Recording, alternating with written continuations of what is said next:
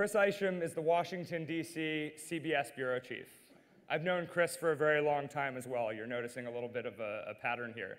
Having had dinner with Chris many, many times and gotten together with him many, many times, I can tell you that he's one of those people that is 1,000 miles wide and 1,000 miles deep, who just makes you learn more every single time that you talk to him.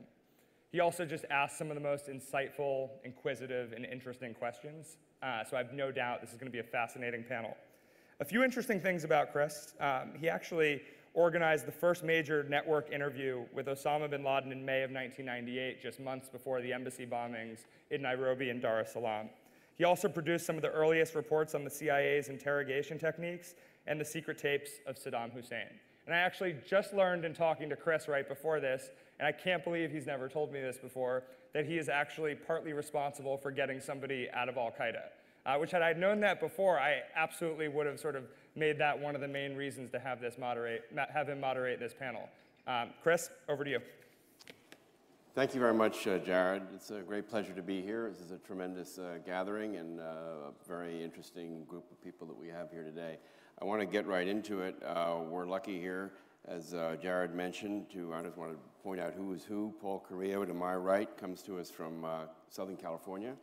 Nachum Pachenik comes to us from Israel. And Yasmin Mobakas is here from London and was a member of a radical Islamic group there. And Christian Picciolini is here from the great city of Chicago. And what I would like, very obviously extremely diverse backgrounds and places that they represent. But I think what we'll find as we get into this discussion is some very interesting commonalities of both how they were drawn into these different organizations, different extremist organizations, and also how they were able to withdraw and extract themselves from these organizations. And perhaps once we drill down a bit, we can see some lessons that might be applied from one to the other. What I'd like to begin with is perhaps just a brief thumbnail, if each of you could give us just a brief factual summary of your story, and then we'll try to keep these within under a couple of minutes, and then we'll move on from there. Paul, why don't you start? Sure. My name is Paul Carrillo. I'm the executive director of Southern California Crossroads in Los Angeles, California. I'm a former gang member from Los Angeles. I joined the gang at the age of 14. I was born into a gang family, and at a young age I felt I had no other options. So I embraced it and tried to do the best that I could at being a gang member for several years. Over the past 10 years, like I said, my nonprofit is called Crossroads, and we do gang intervention and gang prevention with individuals, young kids and adults in California. Nachum? Hello, shalom.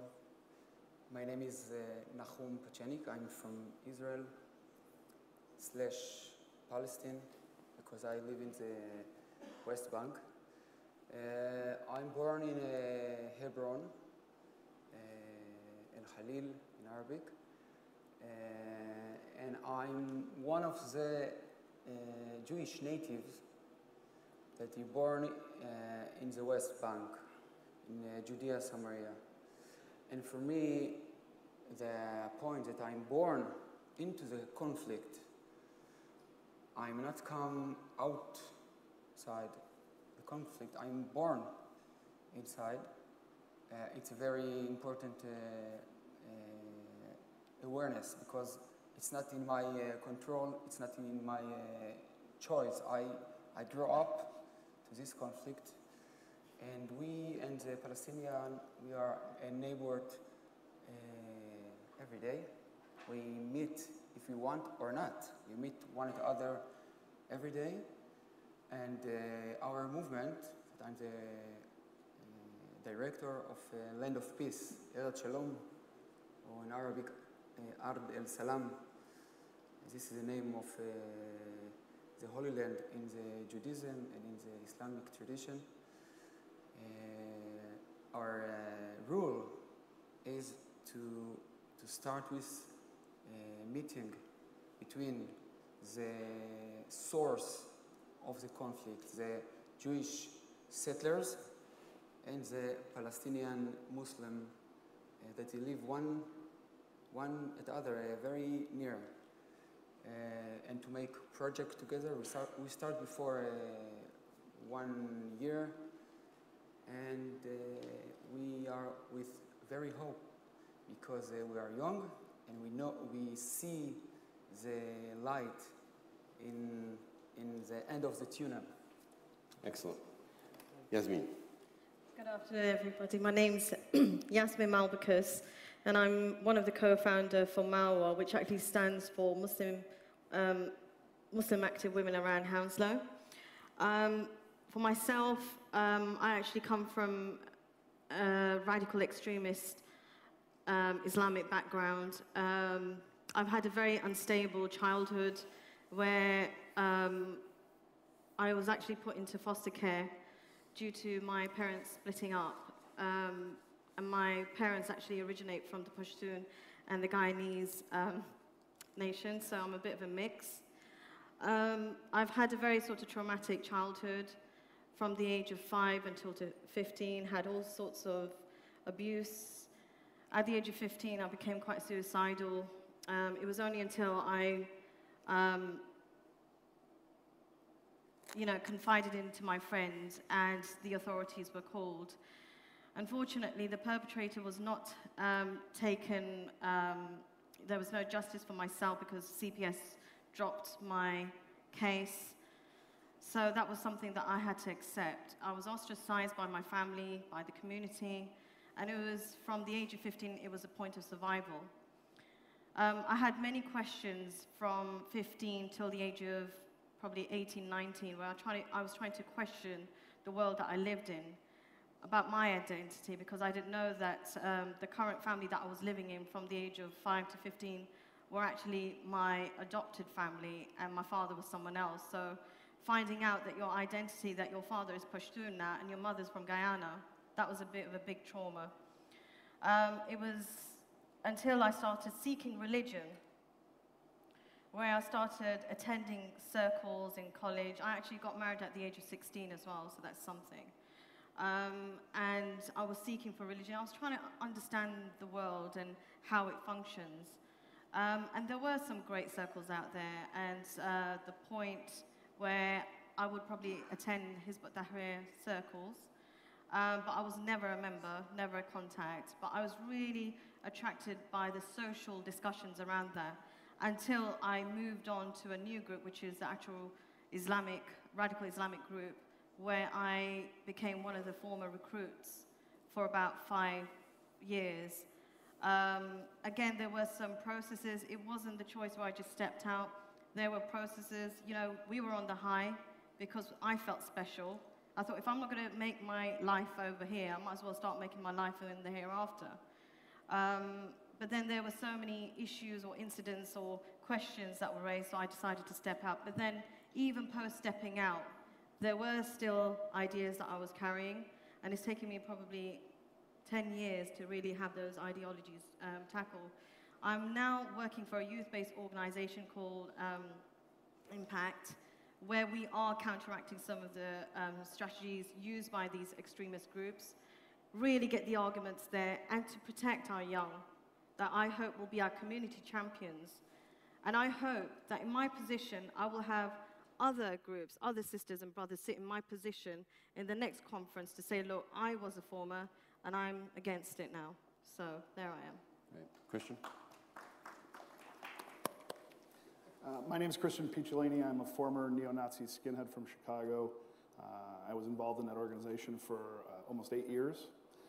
In the late 80s and early 90s. I was absolutely a product of my environment because I was born in a town, very small town, where white power skinheads were first born. It was a town called Blue Island, Illinois, south of Chicago. Once I left that movement, I went to go work for a large corporation in the US, and also became an entrepreneur by opening my own business. I've since written an autobiography called Romantic Violence, Memoirs of an American Skinhead, and co-founded an organization called Life After Hate. It's so wonderful to see such diversity on this panel, and I'm glad that Google and the Council on Foreign Relations and and Tribeca came together to do something like this because I think that this is a real revolutionary thought to put people in this room like this to come together and try to figure this out, because this is a problem. And I'm glad we're sitting here together and trying to fix that. Great. Well, that's a terrific start and gives you an introduction to the wide range of experiences we've got here. Let's try to drill down a little bit on a couple of questions. One thing that I think is really sometimes very hard for people to understand is how people such as yourselves get drawn into organizations that are so extreme or perhaps even violent in their approach to the world. And I guess what I'd like to do is ask each of you to talk a little bit about that. What drew you into these organizations, and what was the appeal of it? And also, what was the ideological appeal? What role did ideology play here? And then we'll talk a little bit about how you got out of it. But let's maybe talk a little bit about what the attraction was. I've heard a couple of different things here: a traumatic childhood, kind of growing up in an environment, but there must have been some pull. What was the pull? Christian, you want to start? Well, for me, it was being born in a town, and very similar to probably Paul's gang experience. Being born in an area where if you were a young white kid, that's what you were expected to do. I grew up in a very diverse neighborhood that was equally Hispanic, African American, and white. And if you were Hispanic, you were a Latin king. If you were black, you were a member of a black gang. If you were white, you eventually became a skinhead. I didn't come from a broken home. My parents weren't alcoholics. My dad didn't lose his job because of affirmative action. There were no Jewish people in my neighborhood. I'd never met a Muslim until much older.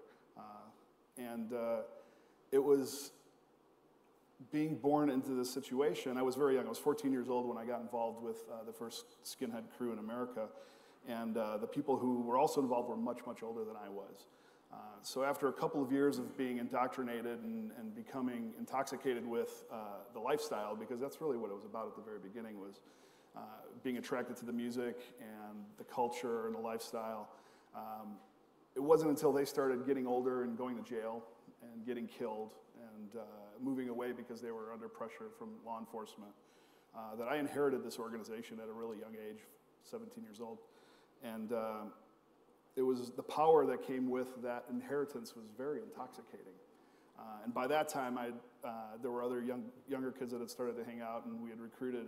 And I was put in a position where I had a lot of power over these people. And that need for power and having experienced that power of your peers now, people that looked up to me, was a tough thing to to deal with, but also a tough thing to face losing once I wanted to get out. It was part of your identity. Absolutely, absolutely. I think identity clearly plays a role and is a thread throughout these. By the way, let me just say, any of our panelists, if you want to comment on something that you've heard one of your fellow panelists here talking about, you feel free to jump in.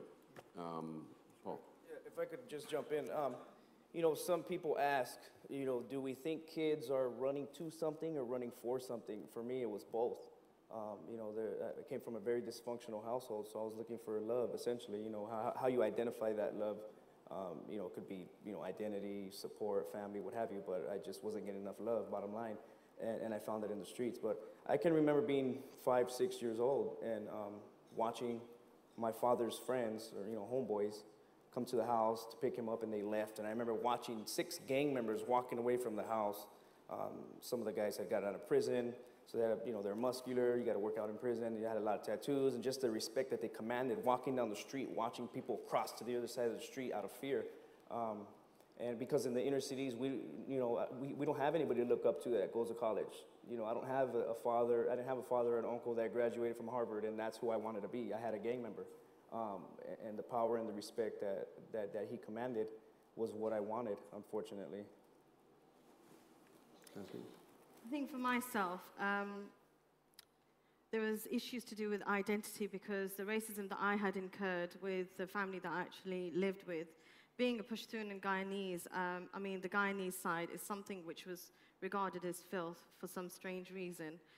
So the negativity that I had pressured upon myself I remember at one time I was called black. I mean, I don't see black in a negative. I think we're all beautiful colors. And if we were the same color, then this world would be a very boring place, to be honest. But anyway, I remember at one time where I was trying to scrub myself clean because Guyanese was sort of affiliated with being filth. And my mother, bless her, she's quite dark-skinned. So I think identity was a pull. When I came into the group that I was, it broke me away from this nationalism, this racist idea, and it gave me this journey that, look, we're all, the descendants of Adam and Eve, peace be upon them both, which we are. But it was like a family, disrespect of where you are, your ethnicity, your gender as well, because this gave me power. As a woman, I had role in this cult that I actually belonged to. It gave me female empowerment. So it was about your identity, and I found no ground in, my identity. And I felt quite ashamed. And therefore, if someone would ask me when I was in this cult, where are you from? I said, look, I'm just from Adam and Eve. What are you? I'm Muslim. No, what are you? No, I'm Muslim. I'm from Adam and Eve. What else do you want me to know? And these were the kind of pulls, I suppose, for myself, which really gave me the push-pull factors.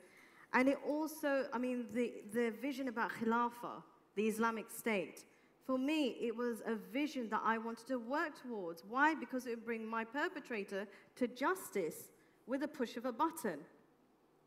So these were like all these exciting arguments that we envisioned. One of the best one was, the last hour will not come, and this is something that I was discussing with Christian, is when the White House is going to get taken over. This was our vision. We wanted to take over the White House. What kind of reality were we living in? But, it provided us answers. Had you gotten into the details of how you're going to do that? Well, I don't know about Yasmin, but we were, maybe other people can comment on this as well, but we went so far as to train for this. We had backpacks that were packed, ready for the white revolution that was going to happen at any moment. Right? Yeah. That's what we were trained. Were you going for the White House as well? I wanted to destroy the White House. I didn't want to live in the White House. One of the things that we wanted to do was to take over what we believed was the Zionist-led government. Mm-hmm. And looking back at it now, it's ridiculous.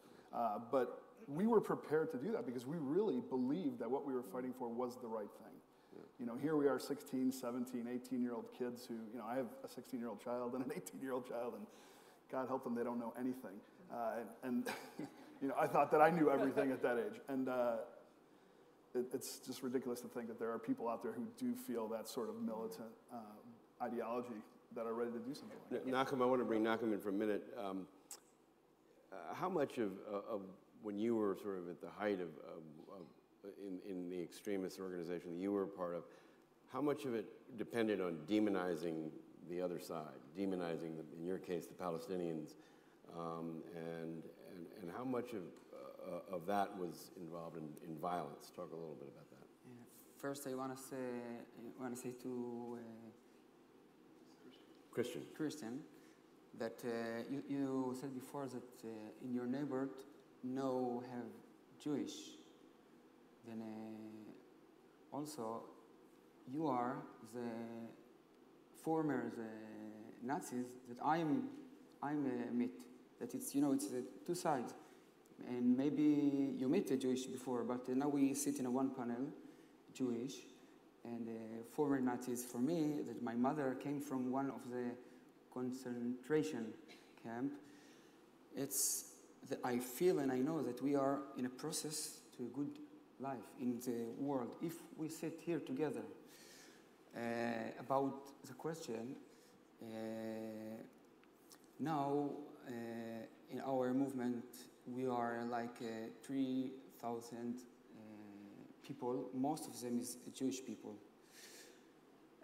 But I want to say a very important point, because a lot of people, when they heard the word settlers, all the red lamp will open, will light, yeah. And we need to know that in every title have person, if he's in our side, we say he is Arab. Yeah? He's Arab. This is demonization. And in the other side, people heard about settler. He have a lot of meaning and a lot of mind reading about the settlers. And behind the settler have story. My mother and father, the first generation of the Jewish people in Judea and Samaria, they came from Europe after the Holocaust, and they came to Judea and Samaria. This is in the Jewish narrative, yeah? I say Judea and Samaria, but I remember that have also the Palestinian narrative. This is a point. And I remember that when they came to Beit El, they don't came to make problem. They don't have any, my parents specific, they very intelligent people. They don't came to make problem or to take the land of the Palestinians. It's not in the mind. In the mind, we come back home, because this is the land of the Bible, and it's part of our history. But the big mistake that the first generation of the settler forget that in this home have one more family, and we need to know and to accept that in our home have two families, and we can live together if we open our heart. I have a... Thank you very much. I want to tell you a short story about my childhood. Before the first Intifada, yeah, you know, the first Intifada, the people in our yeshua, village, or settlement, try to make a relationship, good relationship between the village, the Palestinian village, and they take the two schools to make something together, art together, and in the program they invite a bus to take us, 20 settler children and 20 Palestinian children by bus to a place with to play football together. And to this place, you must cross the Palestinian village. And we go, and then when we arrive to the Palestinian village, my teacher said automatically, children, please close all the windows because they threw a stone. And one of my friends said, but the teacher, they are inside. They're here. Then it's one of my memory of the conflict, and also for the hope of the future of our conflict. Paul, do you want something to add on? Let's start talking a little bit about how all of you have began to detach yourself from these organizations that you were part of, and began to maybe the kind of the start of the process. Were there seeds of doubt that crept in? Did you begin to wonder whether maybe this wasn't the best way to go? Paul, maybe you could start with that. Sure, absolutely.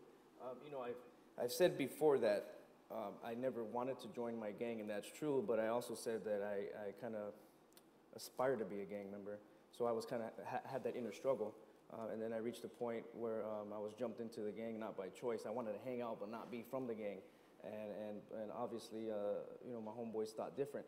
So, I was jumped in, but I always knew that it was wrong. And I always knew that I wouldn't do this forever. In the back of my mind, I would ask myself, how long is this going to last? Is it 5 years? Is it 10 years?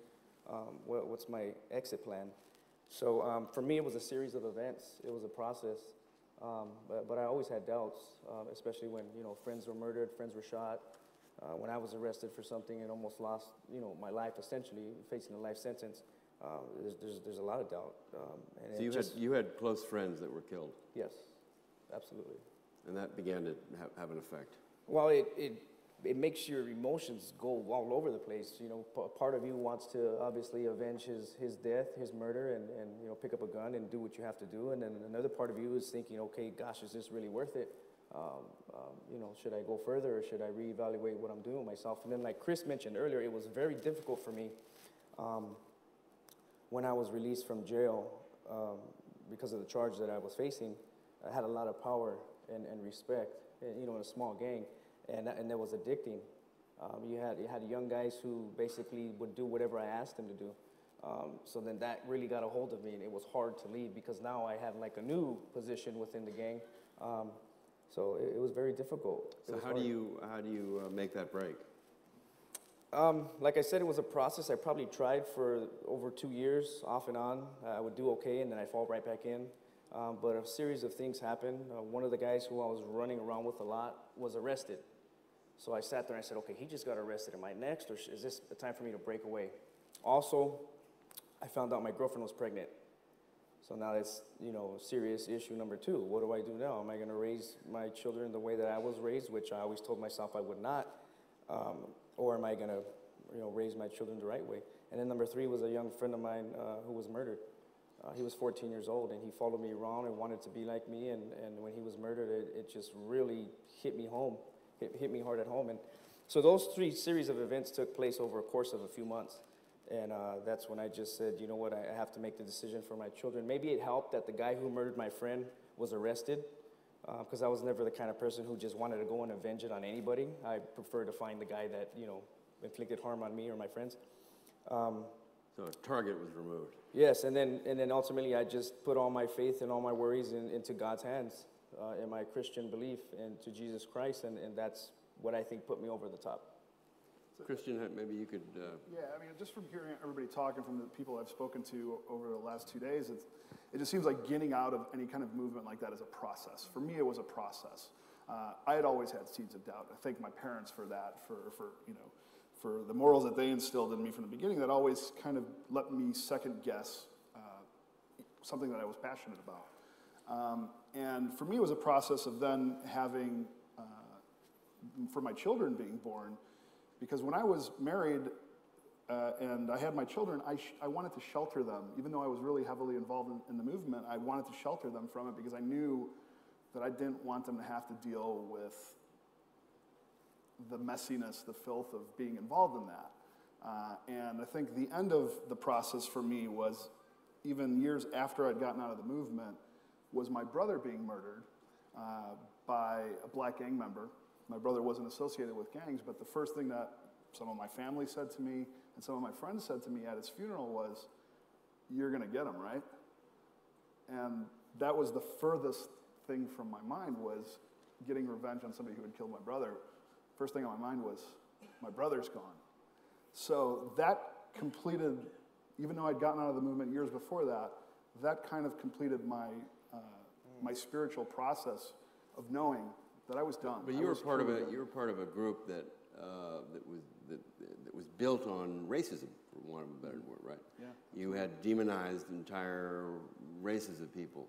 When did that begin to crack? When did you begin to see that maybe that wasn't the most kind of accurate and productive way to see the world? One of the major turning points for me was when I was very young. I was an entrepreneur. I owned my own record store, and just by virtue of being a businessman, I had to be very accepting of everybody who came into my store, and that entailed Jewish people and black people and anti-racist people. So you had to sell records to I had to sell black records, people. yeah, to people I despised. So, excuse me. I'll do it.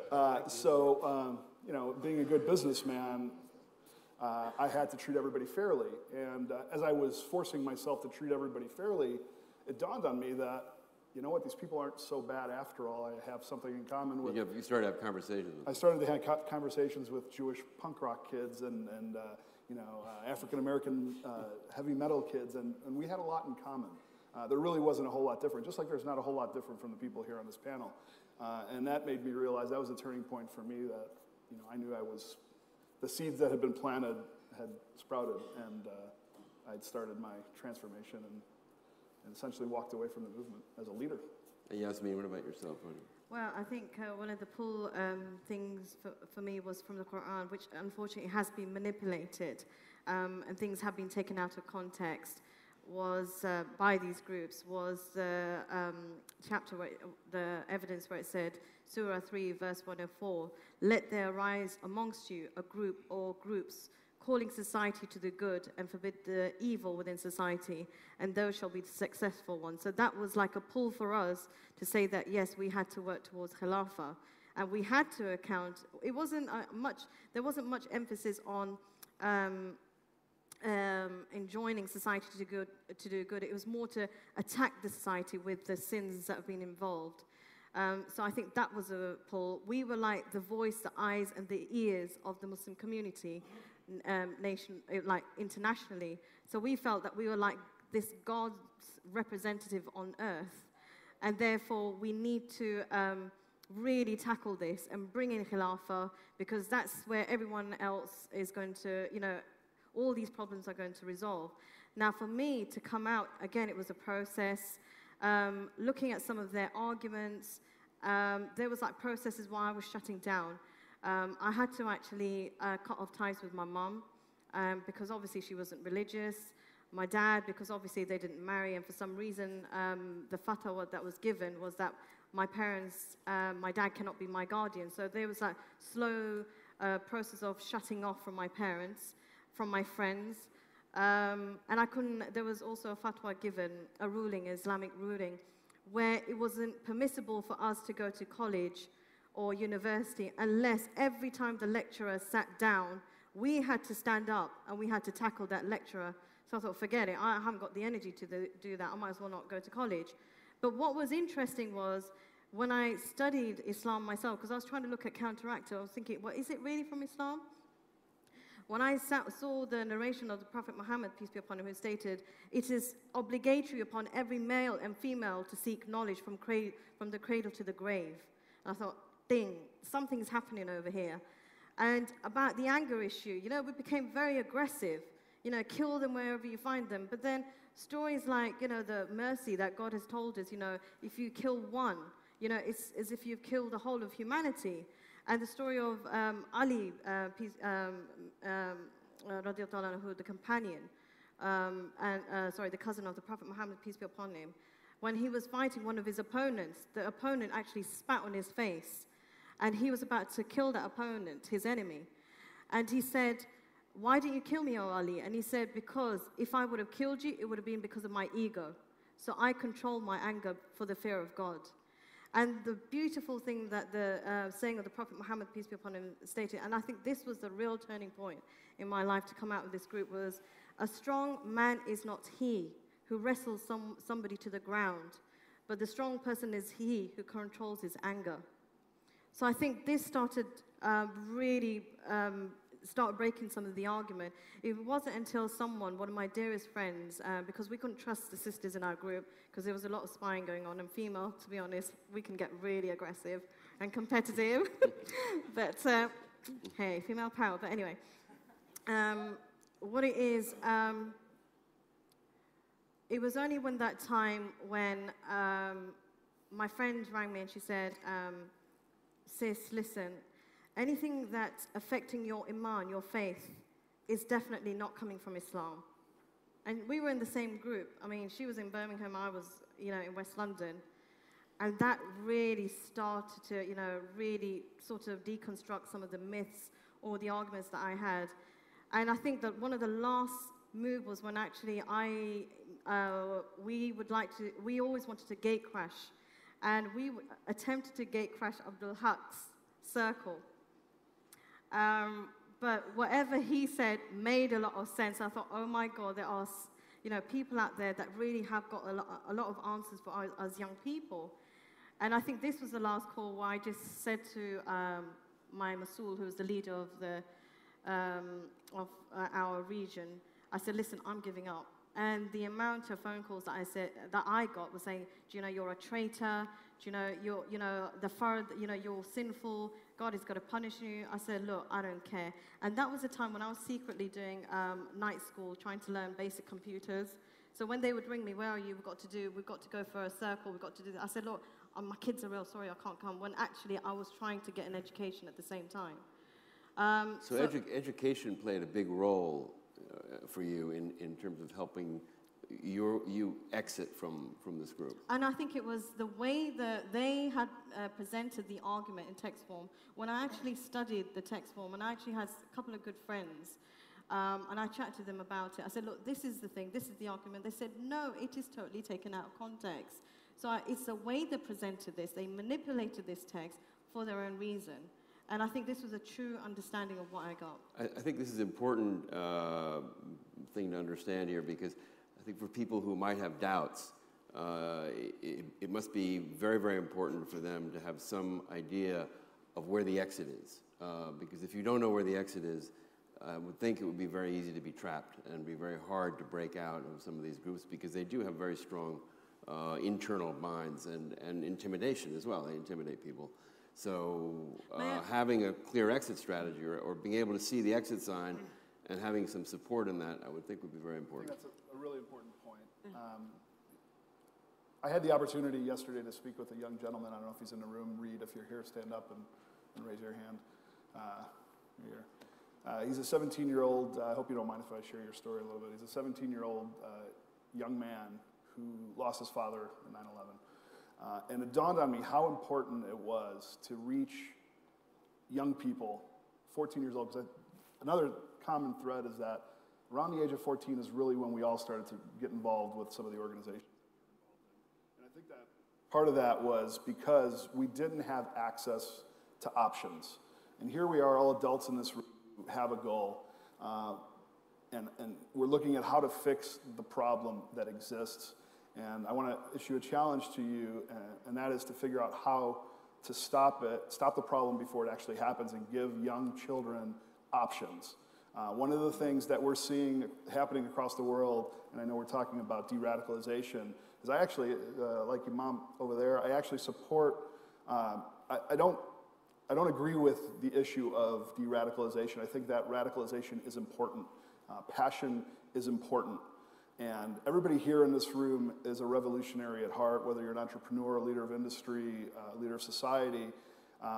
We need, as leaders, to give young people options. So what I would like to see happen is what we saw happen in Libya and what we saw happen in Egypt, where we are having these peaceful revolutions based on technology.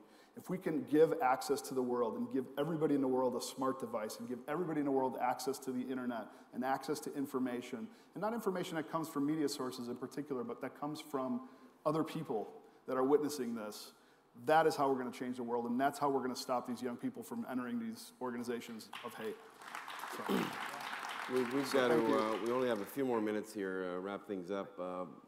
Malcolm, you want to add to that? I want to say something about, you talk about knowledge, yeah? And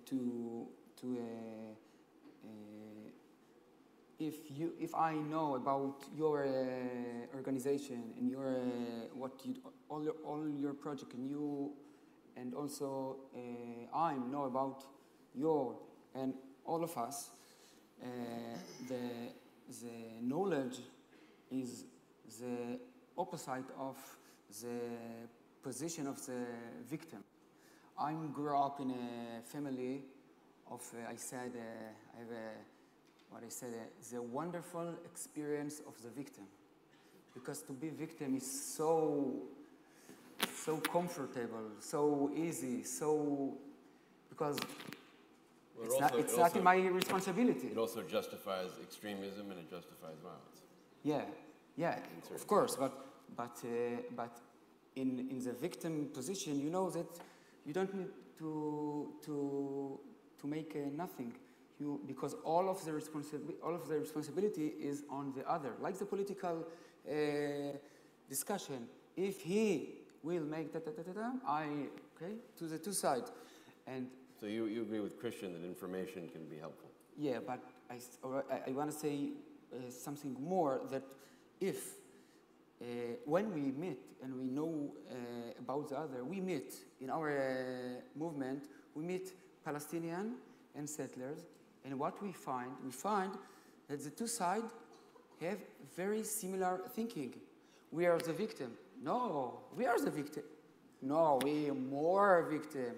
All the sides say no, and have a lot of common, like positive common, to believe one God, the importance of the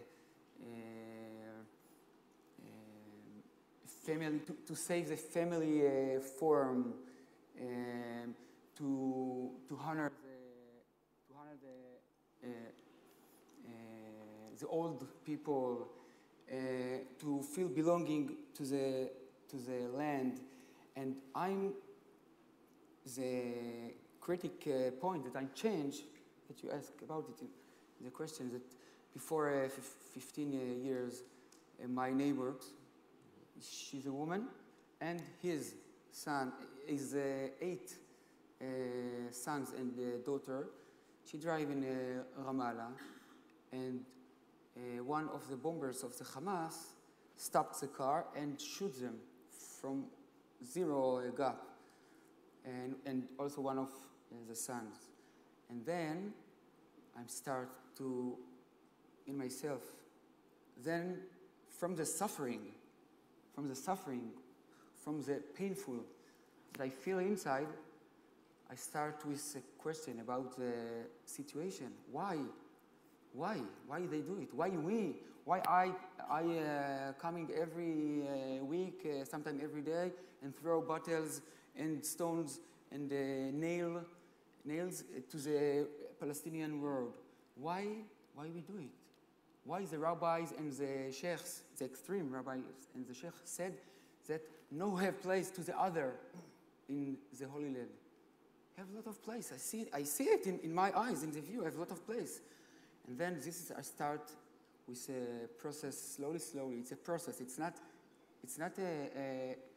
one It's twist. not like flipping a switch. Yeah, and today I believe that it's more important in our movement project, the education. It's the important project that I put my attention before the economy and society is education. We have a project to learn the language of the other, because if I will know Arabic, and the Palestinian will know Hebrew, this is the gate of the place, the inner place, and the place of peace. Okay. Well, thank you very much, I think, on that. Unfortunately, we're out of time. This has been a terrific panel. I think we've seen a lot of commonality here, both in the experiences of how these very diverse individuals have been drawn into extremism and have managed courageously to extract yourselves from that and become really a force, a tremendously positive force in society. So thank you.